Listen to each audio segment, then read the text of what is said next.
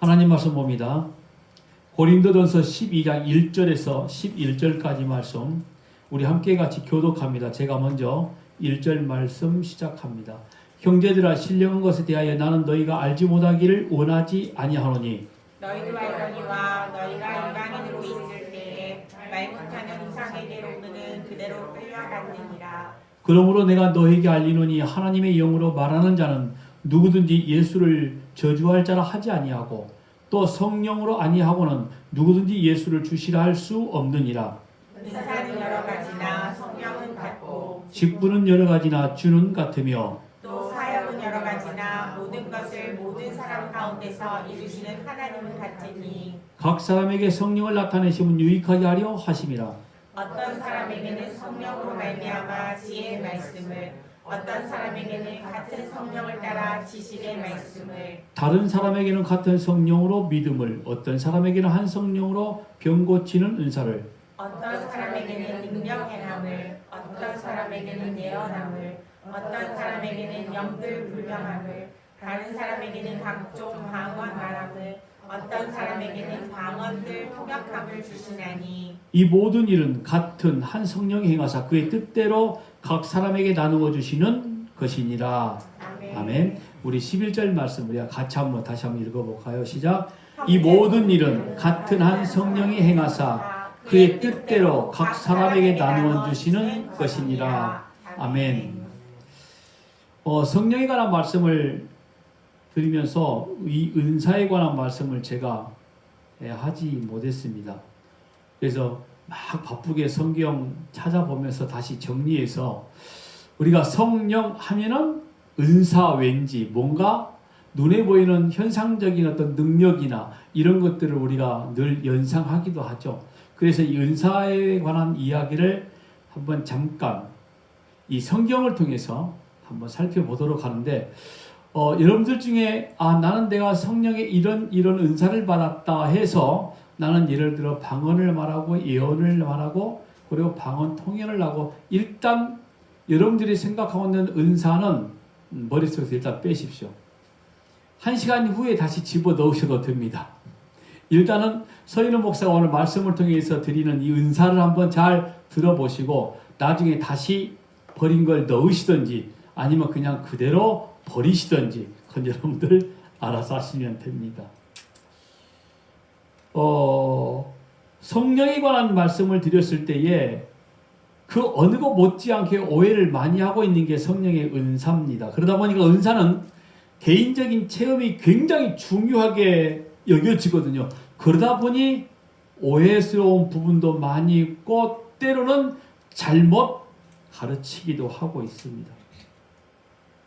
제가 방금 말씀드린 것처럼 저는 일단 개인이 체험한 사건들 중심이 아닌 성경 중심의 성령의 은사에 관한 말씀을 드릴 거니까 잘 들으시고 어쨌든 나는 개인적으로 이런 성령의 은사가 있는데 이거 성경에 비추어 보니 이렇게 내가 알고 있어야 되는 거군요 하고 여러분들이 정립을 하셔야 되는 문제입니다. 자, 성령에 관한 말씀을 다시 한번 정리하면 성령 세례는 성부 하나님께서 성령 하나님 즉 예수 그리스도 그리고 성령 하나님 우리에게 보내주셔서 우리의 눈이 뜨게 만들고 우리의 마음의 문이 활짝 열려져서 정말 내가 예수로 인하여 구원을 받았다. 내가 죄에서 자유함을 받았다. 라고 이렇게 고백하는 우리가 성령 세례다라고 말할 수 있습니다. 간단하게. 그리고 성령의 사역은 성령께서 오셔서 예수님에 대해서 구원에 대한 그리고 죄에 대한 의에 대한 심판에 대한 이런 것들을 우리에게 깨닫게 해주시기 위해서 그 일을 하시는 게 성령 하나님의 사역이다 라고 분명히 성경에서 말씀을 하고 있고요. 그리고 우리가 알고 있는 대로 성령 충만함은 오늘 우리의 입으로 그리고 우리의 삶으로 예수 그리스도를 증거하는 삶 즉 진리에 순종하며 그 진리를 선포하는 삶 이걸 우리가 성령 충만한 삶이라고 이야기를 합니다. 기억나세요? 네. 그럼 성령 회방죄가 뭐냐? 성령 회방죄라는 것은 하나님께서 우리에게 예수로 말미암아 선물해 주신 그 구원을 세상적인 욕심과 세상적인 방법으로 잘 받아들이지 않는 것, 그리고 오늘 하나님의 거룩한 은혜로 십자가의 구속을 주신 예수 그리스도를 세상적인 지식으로 찾고 증명하고자 하는 것, 이런 것들을 전부 다 성령 회방죄라고 이야기를 합니다. 가짜들인 거죠. 성령은 성경에서 말씀해야 진짜가 되어집니다. 그런데 그걸 다른 방법으로 자꾸 설명하려고 하고 세상적인 어떤 자기 경험에 그 성령을 집어넣어서 이게 성령의 역사라고 말하면은 그걸 우리가 성령 회방죄라고 이야기할 수 있다. 기억나시죠? 해서 오늘은 성령의 은사에 대해서 말씀을 한번 드려볼 건데, 여러분 신을 믿는다. 우리뿐만 아니라 자기 나름대로 신을 믿는다고 하는 사람들이 굉장히 많이 있잖아요. 그런데 그렇게 무언가 믿는다라고 이야기하는 것은요, 자기가 믿는 신에게 어떤 희한한 기적적인 일들이 나타난다는 겁니다. 그것들을 통해서 뭔가 문제가 해결되고 뭔가 희한한 일들이 벌어진다 이거예요. 그래서 사실 모든 종교는 그 종교를 종교답게 만드는 것은 어떤 초월적이고 사람들이 생각하지 못하는 뭐 기적적인 일들이 일어나는 걸 종교다라고 말하는, 그렇게 또 사람들이 이야기를 하고 믿고 있다라는 거죠. 사실 여러분 무속신앙도 그러잖아요. 그리고 무당도 뭘 해요? 예언을 하고 굿도 하고. 기억나십니까? TV에서 나오지만은 굿할 때는 정말 그 날카로운 그 작두 위에 올라서서 막 춤을 추기도 하고. 사람들은 여러분 그렇게 눈에 보이는 어떤 현상이 쫓아다니고, 그리고 자기 지나온 어떤 그런 인생을 맞춘 것 같으면은 참 저 사람 용하다 뭐 그런 이야기.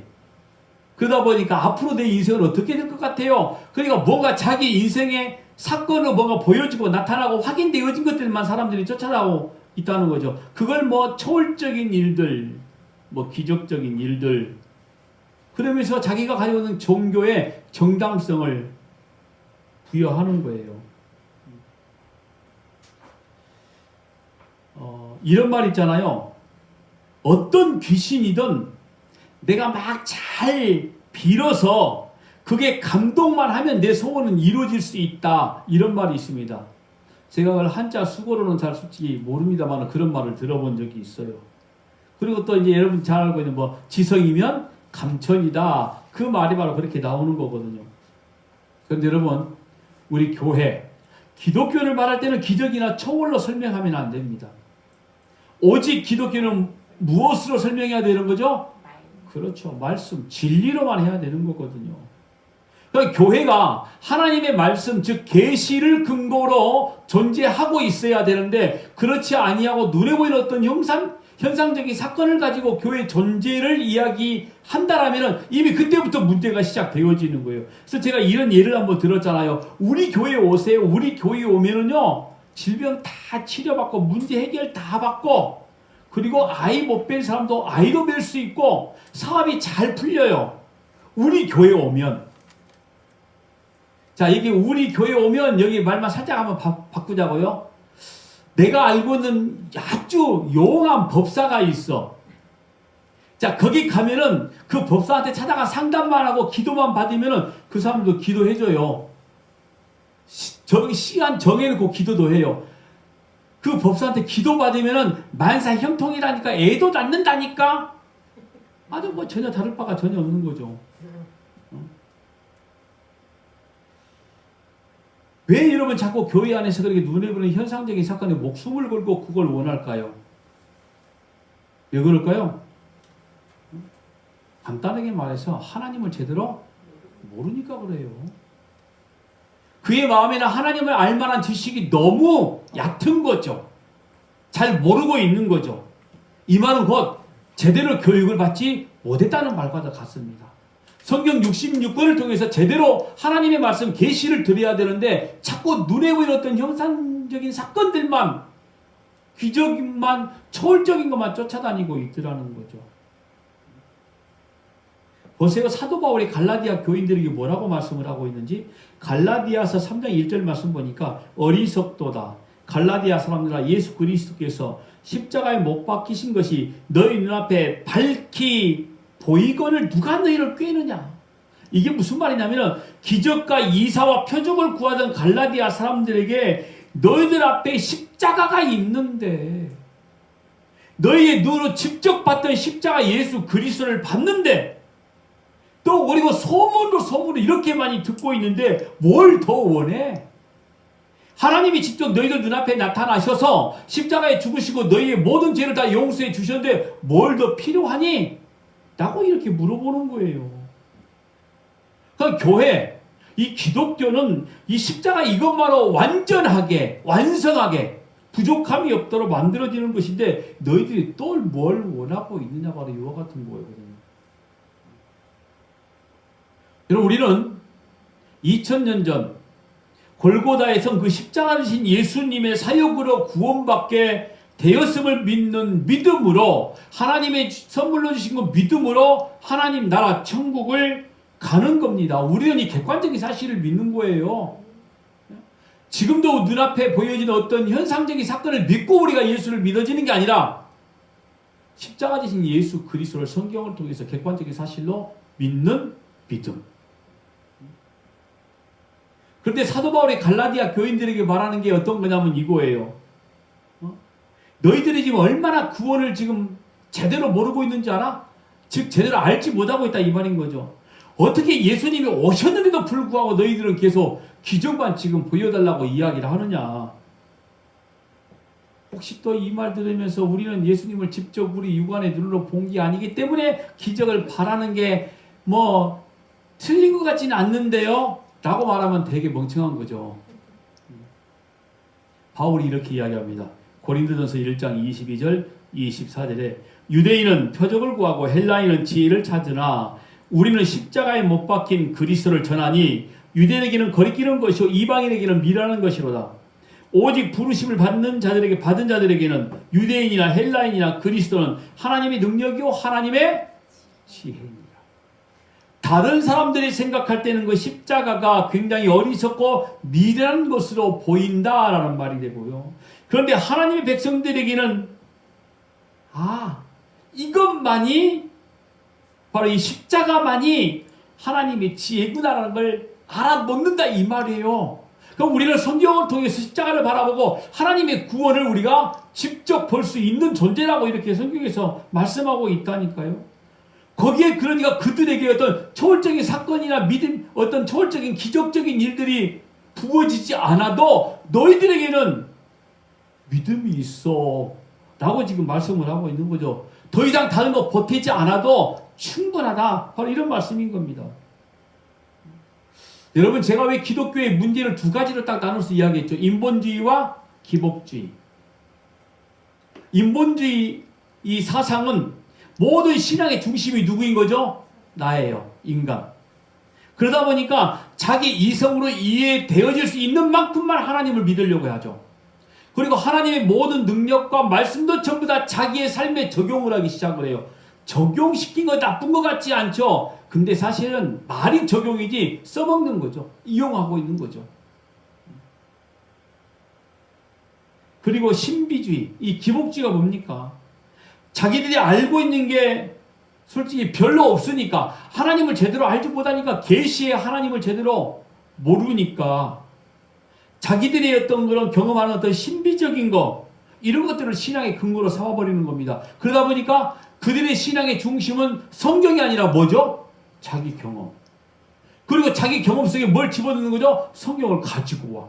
성경 안에 있는 하나님의 기적을 바라보고 나의 구원이 어떻게 이루어졌는가를 확인을 해야 되고 알아야 되고 믿어야 되는데, 자기가 체험했던 어떤 기적이라고 이야기 한번 해봅시다. 그런 사건 속에 하나님의 말씀을 끄집어 온단 말이에요. 하나님의 말씀을 끄집고 온다는 것은요, 하나님을 지 맘대로 종 부리듯이 지금 부려먹겠다는 아주 오만스러운 행동이거든요. 그래서 사도 바울이 이렇게 이야기하는 거죠. 그 유대인을 지적하면서 너희들은 표적을 구하구나. 왜 유대인들이 표적을 구한지 아십니까? 그들은 이미 율법을 알고 있단 말이에요. 그런데 그들에게 율법을 통해서 예수 그리스도를 발견하지 못했어. 그런데 기독교인들은 이 율법을 통해서 누구를 봤죠? 예수님을 봐버렸거든요. 그러다 보니까 표적을 찾는 거예요. 자기들은 율법을 잘 알고 있으니 이제 율법의 증거인 뭔가 하나 봐야 되겠다 바로 이런 거거든요. 자, 유대인들이 그래서 표적을 구하고요. 헬라인들은 뭘 구한다고 그랬죠? 지혜를 찾는다 그래. 지혜를 찾는다. 그러니까 자기들이 가지고 있는 세상적인 모든 지식들, 그리고 모든 삶의 중심이 자기들이 알고 있는 지식 가운데 전부 다 들어와야 되는 거거든요. 그러니까 사도 바울이 지적을 하는 거죠. 야, 너희들이 알고 있는 지식이 전부가 아니야. 거기에 하나님이 빠지면 아무것도 아니라니까. 바로 이걸 지적하고 있는 거죠. 그러면 바로 우리는 오직 십자가밖에 없다 그러는 겁니다. 오직 십자가를 믿는 믿음만이 바로 구원을 받은 자, 구원의 완성, 하나님의 나라 갈 수 있다 이런 말이거든요. 자, 이런 의미에서 성령의 은사를 어떤 신비적이고 초월적인 면으로 생각하는 사람들은 아무리 살펴봐도 성경과 자꾸 어긋나가고 있는 거죠. 왜? 자기 주장을 하다 보니까. 거기는 자기가 받은 어떤 초월적인 은사가 있다고 말하는 사람들은요, 신비와 기복과 인본주의가 다 같이 섞여져 있는 사람들인 겁니다. 자기 중심인 거죠. 보세요. 오늘 본문에 성령의 은사를 9가지로 기록하고 있어요. 한번 보십시오. 어떤 사람에게는 성령으로 말미암아 지혜의 말씀, 어떤 사람에게는 같은 성령을 따라 지식의 말씀, 다른 사람에게는 같은 성령으로 믿음을, 어떤 사람에게는 한 성령으로 병 고치는 은사를, 어떤 사람에게는 능력 행함을, 어떤 사람에게는 예언함을, 어떤 사람에게는 영들 분별함을, 다른 사람에게는 각종 방언 말함을, 어떤 사람에게는 방언들 통역함. 보니까 9가지예요.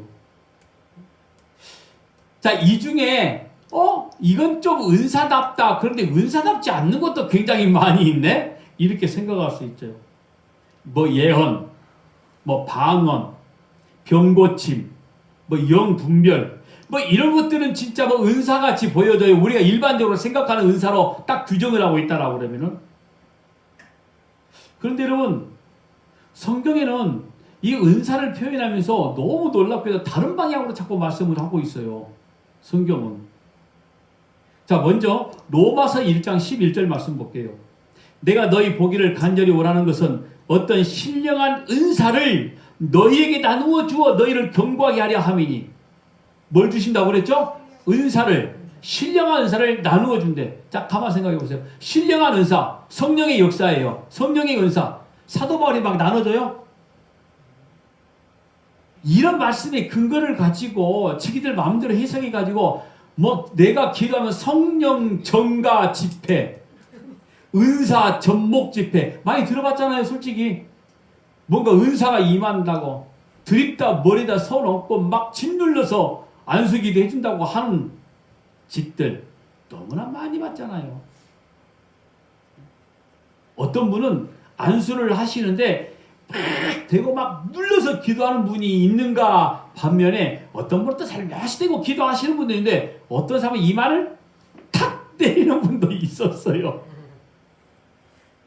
이마를 한 대 딱 맞고 뒤돌아서 가는 어떤 한 권사님이 입으로 18 했대요.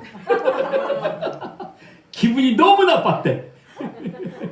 이마를 세게 탁 치니까 속으로만 그랬대요. 근데 그 이야기를 우리한테 했으니까 직접 한 거나 마찬가지예요. 그렇게 은사가 전복되는 건가요? 그렇게 하나님의 신령한 성령의 역사가 막 사람의 손을 통해서 나가는 거예요? 만화책에 보는 뭐 장풍이 나가듯이? 무협영화에 나오는 것처럼? 여러분, 여기에서 사도 바울이 로마서 1장 11절에 말씀하고 있는 신령한 은사는 어떤 거냐면요, 구원에 관한 복된 소식이었어요. 구원에 관한 복된 소식, 구원 자체를 은사라고 말씀하고 있다는 거예요. 성경 통해서 한번 보자고요. 그냥 서목사 말이 아니니까. 로마서 5장 15절 16절 같이 읽습니다. 시작. 그러나 이 인사는 그 범죄와 같지 아니하니 곧 한 사람의 범죄를 인하여 많은 사람이 죽었은즉 더욱 하나님의 은혜와 또한 한 사람 예수 그리스도의 은혜로 말미암은 선물은 많은 사람에게 넘쳤느니라. 또 이 선물은 범죄한 한 사람으로 말미암은 것과 같지 아니하니 심판은 한 사람으로 말미암아 정죄에 이르렀으나 은사는 많은 범죄로 말미암아 의롭다 하심의 이름이니라. 아멘이십니까? 은사가 지금 뭐예요? 구원을 이야기하고 있잖아요. 아담 한 사람은 죄를 가지고 왔지만은 예수 그리스도 그분은 은사를 가지고 오셨는데 그게 뭐냐면은 너희 모든 죄를 용서함을 주는 구원이라고 말씀하고 있잖아요. 하나님의 은사는 예수 그리스도 은혜로 말미암아 의롭다 하심에 이르게 하는 것이다. 뭐예요? 구원 아닙니까? 은사를 구원이라고 분명히 이렇게 말씀하고 있는 거예요. 또 보세요. 로마서 6장 23절 시작.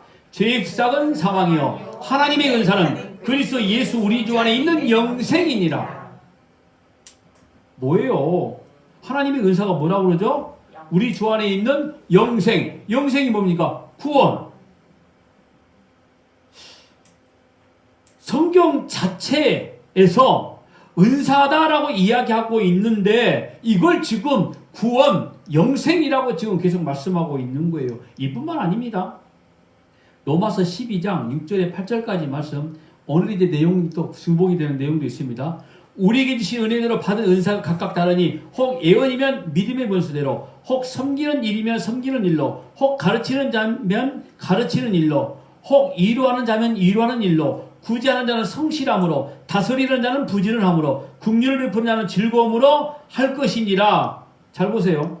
우리가 은사를 받았다, 뭐 어떤 능력을 받았다 그러면은 모든 사람에게 전부 다 주어진 것처럼 말하는 게 아니라 특별한 사람들에게만 주어지는 것이라고 이야기를 하잖아요. 아무에게나 주어지는 게 은사가 아니다라고 말합니다. 은사는 특별하게 기도 많이 하고 금식도 많이 하고 작정 기도도 거의 매일 해야 되고 이런 사람들이 받는 게 뭐예요? 은사다라고 말하고 있죠. 자, 여기 근데 로마서 12장 6절에 8절까지 말씀 보니까 섬기는 일, 가르치는 일, 구제하는 거, 다스리는 거, 긍휼 베푸는 거, 이건 누구나 전부 다 할 수 있는 거예요. 아니 하다못해 예수 믿지 아니한 사람들이 이와 같은 일들을 해요. 그럼 그들도 하나님의 은사를 받은 건가요? 에? 그냥 일반적인 사람으로 가지고 있는 기본적인 성품, 성격, 양심 그것 때문에 하는 거잖아요. 누구나 전부 다 할 수 있는 거다 이 말인 거죠. 그런데 성경을 이것도 은사다라고 이야기하는 거예요. 여러분 사도 바울이 은사란 단어를 사용할 때 딱 한 가지입니다. 오늘 본문에서도 마찬가지였고요. 은사 뭐예요? 카리스마 너무 많이 들어왔잖아요. 여러분들 헬라어를 몰라도 은혜와 은사는 헬라어를 전부 다 알더라고. 은혜 뭐예요? 우리 숨교회 교인들은 모르구나. 그렇게 내가 헬라어를 가지고 떠들어대는데도 카리스 이제서야 우리는 좀 더 어려운 헬라어 히브리어를 많이 알죠. 근데 머릿속에는 안 남죠. 그래야 됩니다. 그래야 제가 계속 하죠. 자, 은사, 카리스마, 칼이스마.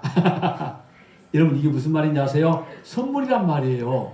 근데 선물이 어떤 말인지 아시죠? 아무 공로 없이 주어지는 게 선물인 겁니다. 그러면 아무 공로 없이 주어진 선물이 뭐예요? 우리에게? 그렇죠. 너무 쉽죠? 근데 은사를 자꾸 에너지라고 이야기할 거냐고요? 무슨 희한한 거라고 말할 거냐고요? 성경에 은사란 단어 자체가 선물이라니까요. 근데 그 선물은 뭐냐면은 아무 공로 없이 받아진 게 선물이에요. 아무 공로 없이 받은 게 뭐냐고요? 구원이지. 은사는 분명히 우리가 생각하는 어떤 특별한 몇 가지만을 이야기하고 있지 않는단 말입니다. 더 기가 막힌 게 있어요. 고린도전서 7장 7절에 9절까지 말씀입니다. 나는 모든 사람이 나와 같기를 원하노라. 그러나 각각 하나님께 받은 자기의 은사가 있으니 이 사람은 이러하고 저 사람은 저러하니라. 내가 결혼하지 아니한 자들과 과부들에게 이르노니 나와 같이 그냥 지내는 것이 좋으니라. 만일 절제할 수 없거든 결혼하라. 정욕이 불같이 타는 것보다 결혼하는 것이 나으니라. 이게 뭔지 아세요 지금? 세상에 구원 자체도 은사고 결혼한 것도 은사고 결혼 안 한 것도 지금 은사고 섬기는 것도 은사고 가르치는 것도 은사라고 이야기하고 있다니까요. 지금 이 말은 사도 바울이 고린도전서 이 말씀을 통해서 너희들 결혼하지 않아도 그것도 은사야. 결혼을 해도 은사고 아니 이거 우리 인생 같은데 이것조차도 우리 의사라고 이야기해요? 왜요? 하나님의 허용 가운데 있으니까 우리가 전부 다 특별한 걸 지금 말하고 있지 않다 이 말인 거죠. 한번 정리를 해보면 이런 거예요. 성경이 말하는 은사는 우리가 은사답다라고 생각하는, 특별히 방언, 예언, 병 고치는 거, 방언 통역하는 거, 영 분별하는 거, 뭐 귀신을 쫓아내는 거, 뭐 이런 것들을 찾고 은사라고 이야기를 하는데, 그걸 은사가 아니다라고 말하는 게 아니라 그것보다 훨씬 더 많은 것들이 있는데, 결국에 은사는 하나님이 주신 선물이더라. 그러니까 내가 방언을 해, 병 고치는 어떤 희한한 그런 능력도 하나님이 주셨어. 저기는 뭘 지금 설명해 주기 위한 도구인 거죠? 그래요, 그거예요. 그런데 무슨 은사 전목 집회가 있냐고요. 뭐 성령을 나누고 저거 던지면 막 들어가는 게 성령이냐고요. 우리가 너무 오랫동안 잘못 알고 있었던 거죠. 내가 이 소리 할 때마다 말하죠. 막 손을 막 던지면 진짜 빨간 게 뭔가 막 들어가는 것 같아. 나오는 것 같아. 왠지 아시죠? 요 불빛 보시면 요거 내가 만약에 하얀 이거 LED가 아니라 오렌지색 LED로 바꿔놨으면 내가 이렇게 던지면은요 진짜 불 나가는 것 같아. 그리고 또 그렇게 강단에서 막 던지면은, 목사님들이 막 던지면은 그걸 또 먹겠다고 아멘 크게 입 벌리고 해라 그러니까 입 벌리고, 아니면 진짜 어떤 사람 막 손으로 받는다? 막 이러고 있는 사람도 있고. 여러분들은 그런 거 한 번도 안 봤죠? 전 정말 많이 봤어요. 제가 이 기도원 순례를 하면서 그런 분들을 너무너무 많이 봤어. 막 불 받아라고 그러면은 진짜 막 받아. 그리고 또 목사님이 그러셔요. 그렇게 손으로 받는 게 불이 아니라 아멘으로 받아야 돼. 그러면은 야 진짜 입 찢어지는 것 같아. 아멘 아니라고. 그것도 떨어지자마자 받아야 되니까 입 벌리고 대기하고 있잖아요. 그래야만 성령을 받는 거라고. 지금 웃죠? 여러분들은 기가 막히죠? 그런데 여러분들 주변에 한번 보세요. 기도 조금 했다는 분들 이런 이야기 하나 안 하나. 갑자기 딱 이럴 겁니다. 전화가 왔어. 별일 없지? 내가 오늘 새벽에 기도하는데 왜 그렇게 당신 기도하는데 마음이 아픈지 모르겠어. 기도 많이 해야 돼? 아주 신령한 것처럼 이야기하는데 딱 무당짓거리야. 기도했더니 마음이 아프대. 나는 내가 어제 사실은요 영화를 보려고 영화를 보려고 그러는데 제 아내가 같이 보재요. 아 싫어, 나 혼자 볼 거야. 왜냐면 그 영화는 너무 많이 울어야 돼. 나 혼자 볼 거야 그랬거든요. 근데 내가 그 영화를 보려고 그 예고편에 짧게 보니까 그 남은희 씨가 부르는 노래가 있는데 그걸 딱 듣는데 진짜 눈물이 나와. 아 이거 옆에서 저는 뭐 영화 볼 때 잘 울어요 사실은. 전혀 우는 게 부끄럽지 않는데 실컷 울려면 혼자 봐야 돼. 그냥 그것만 봐도 마음이 먹먹하다니까. 내가 만약에 여러분들을 위해서 기도하는데 여러분 인생이 너무너무 힘들고 답답한 거 내가 뻔히 알아. 막혀있는 문제도 알고. 그럼 서인호 목사가 답답해 기도하다가 전화 딱 합니다. 제가 장선생님 제가 오늘 새벽에 기도하다 너무 마음이 답답해. 그럼 우리 교회 떠나야 돼. 그때쯤 되면 서 목사가 이상해진 거야. 그게 은사 아니란 말이에요. 다놓고 말하는데 은사 아니에요. 하나님의 것을 지 마음대로 오용을 하고 있는 거죠. 내가 누구를 위해 기도할 때 마음 답답해질 수 있어. 그럼 그냥 기도해주면 되는 거. 딱 거기까지. 뭘 전화해가지고 무슨 일이 있어. 무슨 일이 있어야 돼. 그러면 마친 거잖아. 그럼 뭐예요? 용한 거지. 무당이 아니라 권사가 집사가 용한 거야. 이런 짓들을 우리가 하고 있단 말이에요. 성령의 은사를 가지고. 그러니까 여러분 아까 그랬죠? 야 너희들이 가지고 있는 지식이 뭐 어때? 지혜? 그런데 구원받았잖아 너희는. 그걸 왜 찾고 있어? 욥기서에도 말씀했죠? 너 죄 없다고? 너 잘못 없다고? 너 내가 이 천지 만물 만든 너 뭐 했니? 이렇게 물어보시면 어떻게 대답하시려고? 여러분 일단 구원 자체가 뭐라고요? 은사예요. 은사란 단어 자체가 구원이란 말이에요. 여러분 성경에서 말하는 가장 아름다운 단어 아닙니까? 구원, 영생, 가장 소중한 단어 아니에요? 이보다 더 큰 감사할 수 있는 은사가 어디 있고 이보다 더 큰 자랑할 만한 은사가 어디 있습니까? 어디 방언 쪼가리 좀 한다고 자랑짓거리하고 말이야. 방언 못한 사람 면박이나 주고 믿음이 없는 것처럼 폄하해버리고. 뭐 이렇게 말해도 그래도 뭔가 있으면 좋지 않을까요? 오늘 여러분들은 이렇게 지금 잘못된 거 알고 가시면 되는 거예요. 가만히 보면은요, 하나님이 정말 소중하고 중요한 것은요, 정말 모두에게 주시는 것 같아요. 정말 소중하고, 우리가 살아갈 수 있는 가장 소중하고 중요한 것은 특별한 삶에게 중요한 다 준 것 같아요. 근데 거기 다에는 안 믿는 사람들도 포함이 되네. 무슨 말씀인지 아시죠? 우리가 숨을 쉴 수 있는 공기, 햇빛, 물. 이거 하나만 없어 전부 다 죽어. 그러니 얼마나 소중합니까? 우리 인생에 있어서. 다 줬어요. 있어도 되고 없어도 되고 이런 것들이 아니라 반드시 있어야 될 것은 모든 피조물에게는 전부 다 주신 거죠.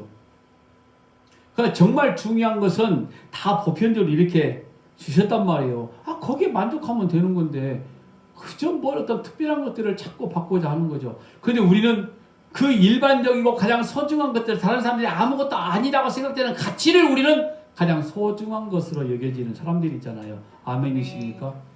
오늘도 내가 눈을 떠서 2023년을 맞이하게 하신 것도 감사하고요. 내 인생이 이렇게 피곤하고 힘든데도 불구하고 그럼에도 불구하고 내가 살아갈 수 있는 또 시간을 주시니 그것도 감사하고 속으로 목사님 그 시간이 고난인데 그것도 감사합니까? 라고 물어볼 수 있는데 그것도 감사라니까요. 여러분 우리가 생각하는 독특한 것들만을 은사라고 이야기하고 그것을 받은 자들만 기도 많이 해서 아니면 믿음이 좋아서 주어진 것들이라고 생각하면 그런 사람들은 하나님을 제대로 모르는 겁니다. 보세요. 하나님은 왜 우리에게 은사를 주시는지 오늘 본문 말씀 볼게요. 1절에서 3절까지입니다. 형제들아 신령한 것에 대하여 나는 너희가 알지 못하기를 원하지 아니하노니 너희도 알거니와 너희가 이방인으로 있을 때 말 못하는 우상에게로 그대로 끌려갔느니라. 그러므로 내가 너희에게 알리노니 하나님의 영으로 말하는 자는 누구든지 예수를 저주할 자라 하지 아니하고 또 성령으로 아니하고는 누구든지 예수를 주시라 할 수 없느니라. 사도 바울이 지금 신령한 은사에 대해서 너희들에게 이야기해 주겠다라고 이렇게 말씀하면서 어떤 이야기를 꺼냈냐면요. 이 신령한 은사가 아니면 너희들이 예수를 주라 시인할 수 없다라고 말을 해버려요. 그러니까 사도 바울은 분명하게 하나님이 신령한 은사의 목적이 뭐냐? 바로 구원이다 이 이야기를 하고 있는 거죠. 왜 하나님이 우리에게 은사를 주시느냐? 구원. 그 구원을 알게 하신다는 거예요. 그것 자체가 구원이기 때문에. 여러분 혹시 이거 생각해 보신 적 있으세요? 성경에서 제일 먼저 은사를 받은 사람이 누구일까요? 한 번도 생각해 본 적 없죠? 그럴 줄 알았어. 서인우 목사가 찾아봤습니다. 출애굽기 35장 34절 말씀 보니까요. 성경에서 제일 먼저 은사를 받은 사람들이에요. 또 그와 단지파 아히사막의 아들 오홀리압을 감동시키사 가르치게 하시며 성령의 은사가 뭐라고 그랬죠? 가르치신다고 그랬죠. 자, 그리고 출애굽기 36장 1절에 2절 이 오홀리압 이야기가 나옵니다. 부사렐과 오홀리압과 및 마음이 지혜로운 사람 곧 여호와께서 지혜와 총명을 부으사. 이 지혜와 총명이 뭐예요? 은사예요. 이게 성소에 있을 모든 일을 할 줄 알게 하신 자들은 모두 여호와께서 명령하신 대로 할 것이니라. 모세가 부사렐과 오홀리압과 및 마음이 지혜로운 사람 곧 그 마음에 여호와께로부터 멀었고요 지혜를 얻고 와서 그 일을 하려고 마음에 원하는 모든 자를 부르매. 그럼 이 오홀리압과 부사렐이 어떤 일을 했느냐? 자, 먼저 여기 지혜란 단어 나오죠. 지혜를 히브리어로 하캄이라고 말합니다. 지혜로운. 그리고 지혜는 호크마. 근데 이거 공교한 지혜, 지혜롭게 만들다 이 말이었어요. 지혜롭게 만들다. 사람이 만든 게 아니라 누군가 지혜를 만들어서 주신 분이 있다는 이야기죠. 그 성령, 은사를 말씀하고 있는 겁니다. 그러니까 이 말씀에 보면 여호와께로부터 지혜를 얻고 누구에게 얻는 거죠? 성부, 성자, 성령으로부터. 그러니까 부사렐과 오홀리압 이들이 성령의 은사를 받고 뭐라고 했죠? 성막을 지어요. 그러니까 성령의 은사를 받고 하는 게 성막을 짓는데 성막이 뭡니까? 하나님의 나라를 상징하는 거예요. 하나님의 나라, 성전. 그 뒤에 옛 성전을 헐어버리고 새로운 새 성전을 짓게 되는 그 교회를 완성하기 위해서 은사를 주신 거다 이 말인 거죠. 그러니까 교회가 교회답게 만들기 위해서 처음 주었던 지혜로운 은사, 즉 성령의 열매. 오늘 저가 여러분에게 구원의 은사를 허락해 주신 것은 교회를 교회답게 만들고 교회를 선포하게 만드는 일. 그러니까 은사를 가지고 자기 자신을 자랑하고 그 은사를 가지고 무엇에게 베풀고 행하고 자꾸 자랑하는 거, 이게 은사가 아니란 이야기라는 거죠. 교회에 덕을 세우고 하나 되기 위해서 주어진 게 은사라는 말씀 여러분들 잘 알고 있잖아요. 그죠? 하다못해 방언조차도 교회에 덕을 세워야 되는 거예요. 왜요? 처음 시작이 그렇게 됐다니까요. 하나님의 성전을 짓는 걸로, 성전을 성전답게 만들어지는 걸로. 그러니까 예언을 하거나 신유의 은사를 하거나 뭐 다른 어떤 특별한 은사하고 있다고 떠드는 사람들, 그걸로 본인이나 옆에 사람들이 예수 그리스도 구원을 전혀 알지 못한 상태로 끌고 가버리면은 그 사람은 가짜인 겁니다. 그 은사를 통해서 예수가 너희의 구원자야 이걸 가르쳐 줬으면 그 사람은 진짜예요. 그런데 그걸 가지고 자기가 증거되기 시작하고 자기가 자랑되기 시작하는, 즉 인본주의적인, 거기다가 완전 신비주의적인까지 합쳐가지고 그렇게 되기 시작하면 그 사람은 가짜 되기 시작한 거예요. 여러분, 우리가 참 많은 사람들의 이야기를 들어오면서 이런 이야기 많이 들어보지 않았습니까? 어떤 사람이 희한한 능력을 행하고 정말 신실한 사역을 하고 있어요. 그런데 우리가 판단할 때 저 사람 처음은 그렇지 않았는데 나중은 이상해졌어, 이런 이야기 참 종종 듣게 되죠. 왜 그럴까요? 하나님이 은사를 주셨을 때는 전적인 하나님의 것이었어. 그러니까 이 사람은 하나님의 덕을 세우는데 그 은사가 쓰여지기 시작했단 말이에요.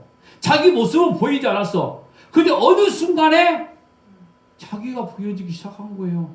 사람의 눈에까지 보이네. 그러니까 저 사람 변했다? 그때부터 가짜인 거예요, 여러분. 그러니까 진짜 구원, 진짜 은사, 여기에 우리가 목숨 걸고 봐야 될 것이지 자꾸 눈에 보이는 기적적인 걸 찾아가면 곤란하다 이 말이에요. 성경에서 말하는 은사의 방향은 딱 한 가지입니다. 교회를 완성해가고 교회에 덕을 세우고, 이게 바로 은사의 목표란 말입니다. 특별한 사람들에게만 주어진 거라고 생각하지 마십시오. 방언, 예언, 병고침, 귀신 쫓아냄, 하나님이 때에 우리를 통해서 기도할 때에 어느 순간에 어떻게 주실지도 모르는 게 그와 같은 은사입니다. 그럼 이렇게 어느 때에 아무 때나 하나님의 허락하신 때에 주신 거라고 그러면 거기 목적이 뭐예요? 나를 드러낸 게 아니라 교회를 교회답게 만드는 게 하나님의 목적이란 말이죠. 구원받은 자가 어떤 인생을 살아야 되는지를 확인시켜주는 게 은사가 되는 겁니다. 7절 말씀 보시고 마무리할게요. 각 사람에게 성령을 나타내심은 유익하게 하려 하시니라. 이게 결론입니다, 여러분. 각 사람에게 성령을 나타내심은, 그러니까 각 사람에게 누구에게나 주어진다 이 말이에요. 개인적으로 어떤 일이든. 근데 그 일들이 전부 다 하나님의 교회를, 성도들 간의 교제를 다 유익하게 만드는 도구라 이 말인 거죠. 왜요? 그게 구원이니까 그런 거죠. 구원이니까. 여러분, 성령의 은사를 잘못 오해하시면 안 됩니다. 일단 성령의 은사, 카리스마, 공로 없이 주어진 거? 공로 없이 주어진 것이면 뭐라고요? 구원이구나. 여기에서부터 시작되어야 되는 겁니다. 그런 바로 교회가 교회다워지고 교회가 넓어지고 하나님의 나라 지경이 더 확장되어지는 그 역사가 나타나게 되어지는 것이죠. 오늘도 그 은사 가운데 있는 저와 여러분, 날마다 하나님의 말씀에 순종하는 2023년이 되어지길 주의 이름으로 축복합니다. 기도하겠습니다.